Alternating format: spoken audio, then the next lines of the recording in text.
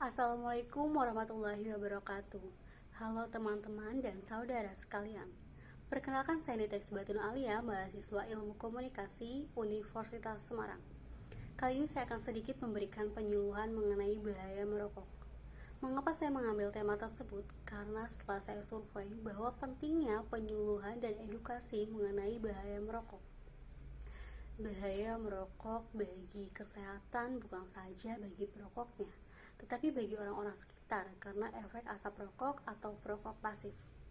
Orang-orang yang merokok mereka belum tahu tentang pengertian kesehatan sesungguhnya. Bagi mereka, merokok adalah hal yang sudah biasa atau lumrah dilakukan.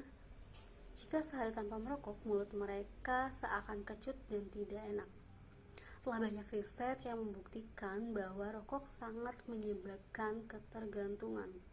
Di samping menyebabkan banyak tipe penyakit seperti penyakit kanker, penyakit jantung, penyakit pernafasan, dan lain sebagainya.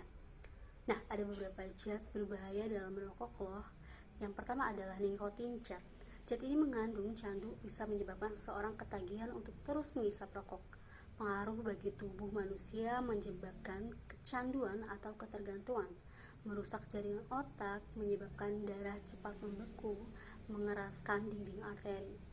Nah, yang kedua ada tar. Bahan tar dasar pembuatan aspal yang dapat menepat pada paru-paru dan bisa menimbulkan iritasi bahkan kanker, membunuh sel dalam saluran darah, meningkatkan produksi lendir di paru-paru, menyebabkan kanker paru-paru. Nah, yang ketiga ada karbon monoksida. Gas yang bisa menimbulkan penyakit jantung karena gas ini mengikat oksigen dalam tubuh, mengikat hemoglobin sehingga tubuh kekurangan oksigen, menghalangi transportasi dalam darah.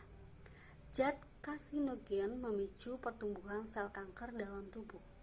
Dan yang terakhir zat iritan megatori, saluran udara dan kantung udara dalam paru-paru, menyebabkan batuk. Nah, zat-zat asing yang berbahaya tersebut adalah zat yang terkandung dalam asap rokok. Dan ada 4.000 zat kimia yang terdapat dalam sebatang rokok. 40 diantaranya tergolong yang berbahaya. Selain ada zat-zat berbahaya, ada penyakit yang berkaitan dengan rokok. Penyakit yang pertama adalah penyakit paru-paru. Efek dari perokok yang paling pertama merusak organ tubuh akibat asap rokok adalah paru-paru. Asap rokok tersebut menghirup dan masuk dalam paru-paru sehingga menyebabkan paru-paru mengalami radang, bronkitis, pneumonia. Belum lagi bahaya dari zat nikotin yang menyebabkan kerusakan sel-sel organ paru-paru yang bisa mengakibatkan fatal, yaitu kanker paru-paru. Bahaya merokok bagi kesehatan ini tentu sangat beresiko dan bisa menyebabkan kematian. Maka sebaiknya sebelum hal itu terjadi lebih baik berhenti merokok dari sekarang juga.